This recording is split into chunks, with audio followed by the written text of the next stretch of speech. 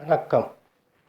குழந்தைக்கு பால் இல்லையே என்று கவலையே வேண்டாம். குழந்தைக்கு பால் சுரக்க மிக அருமையான மருத்துவம் எதுன்னு கேட்டிங்கன்னா, முதல்ல பேரிச்சம்பழம். தினசரி இப்போது குழந்த பிறந்துச்சு, பாலே இல்லை அப்படின்னு சொல்லி எல்லாம் வேறு என்னென்னமோ மருந்தெல்லாம் கொடுக்குறாங்க. இப்போது குழந்தைக்கு முன்னெல்லாம் பவுடர் சுடுதண்ணியில் ஊற்றி குழந்தைக்கு பால்லேருந்து குழந்தைக்கு கொடுத்தாங்க. இது குழந்தை பெற்ற தாய்க்கே இன்றைக்கி அந்த பவுடர் வந்துச்சு குழந்தை பால் ஊறுறதுக்கு. இதை நாம் அந்த மாதிரி செய்ய வேண்டியதில்லை. நாட்டு மருத்துவத்திலே பேரிச்சம்பழம் ஒரு நல்ல பழம். அந்த பேரிச்சம்பழத்தை கொட்டையை நீக்கிட்டு உள்ளே பூச்சி இருக்கான்னு பார்த்துட்டு தினசரி நீங்கள் அந்த பேரிச்சம்பழத்தை சும்மா சாப்பிட்டாலே போதும். நிறையா சாப்பிடணுமாங்க, நிறையெல்லாம் கிடையாது. அதாவது காலைல ஒரு 3, நேரம் கிடைக்கும்போது ஒரு 2 நைட்டு பகல் இந்த மாதிரி காலையில் அந்த மாதிரி 3 சாப்பிட்டாலும் போதும், 2 சாப்பிட்டாலும் போதும், ஆட்டோமேட்டிக்காக பால் ஊற தொடங்கிடும். இது முதல் கட்ட தாய்க்கு பால் ஊறும் பேரிச்சம்பழம். இது முதல் கட்டம். இல்லைங்க, நீங்கள் சொன்ன மாதிரி நான் பேரிச்சம்பழம் சாப்பிட்டேன், எனக்கு அந்த மாதிரி ஒன்றும் தெரியல அப்படின்னு சொல்கிறவங்க, ரெண்டாவது வைத்தியம் என்னான்னு கேட்டிங்கன்னா, பருத்திப்பால்.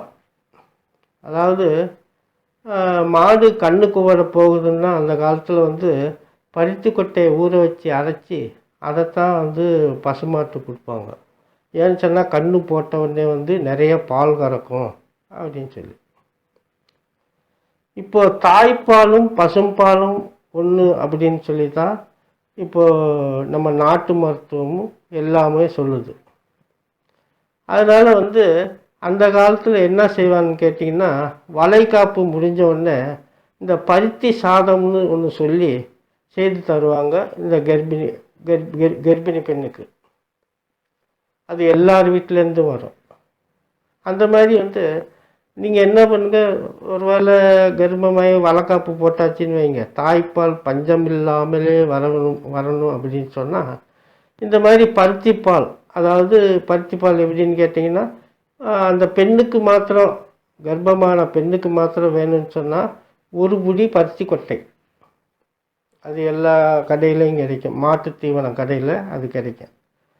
ஒரு புடி பருத்தி கொட்டையை ஊற வச்சிடணும் நைட்டு. காலைல எடுத்து அதை மிக்சியில் போட்டு அரைச்சி வடிகட்டி சும்மா 1/2 கிளாஸ் 1/4 கிளாஸ் அரிசியே போட்டால் போதும். ஏன்னா ஒரு புடி தானே. அதில் பனங்கல்கண்டு தேவையான அளவு இனிப்பு அதையும் சேர்த்து இந்த பருத்தி பால் பாத்திரத்தில் வச்சு அதில் எவ்வளோ தண்ணி வேணுமோ கொஞ்சம் தண்ணியும் சேர்த்து அரிசியும் போட்டு இந்த பனங்கல்கண்டையும் போட்டு நல்லா வேக வச்சு அந்த பெண்ணுக்கு, கர்ப்பமான பெண்ணுக்கு வளைகாப்பு போட்டாச்சுனாலே கொடுக்க ஆரம்பிச்சிடலாம். அப்படி கொடுக்கும்போது நல்லா தாய்ப்பால் ஊறவும் செய்யும். அப்போ தாய்ப்பால் எப்படிங்க ஊறும் அப்படின்னு நீங்கள் கண்டுபிடிக்கணும் அப்படின்னு சொன்னால், முதல் கட்டத்தில் சொன்ன மாதிரி பேரிச்சம்பழம் காலையில் 2, மத்தியானம் 2, நைட்டு 2, குழந்தை பெற்றாச்சு தாய்ப்பால் வரல அப்படின்னு சொல்லி மார்பகம் வத்தியே இருக்குது அப்படின்னு சொன்னால், நீங்கள் தெரிஞ்சிக்க வேண்டிய ஒரே ஒரு விஷயம் என்னன்னு கேட்டிங்கன்னா, இதை சாப்பிட அந்த தாய்க்கு மார்பகம் பெருசாகிக்கிட்டே வரும். அதாவது தாய்ப்பால் ஊறுது அப்படின்னு அதுலேருந்து அவங்க தெரிஞ்சுக்கணும். இதை அங்கே எங்கே கேட்டுக்கிட்டு இருக்கா, நீங்களே தெரிஞ்சுக்கலாம்.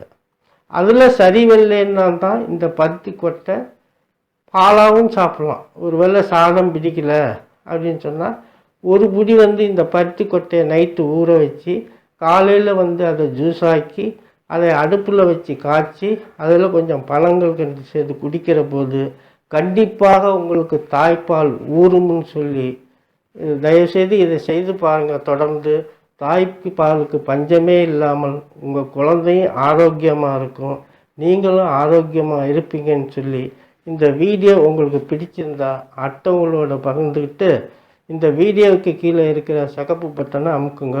நன்றி, வணக்கம். தங்கம் புதுவெள்ளி மாணிக்கம் மணி வைரம் அவையாவும் ஒரு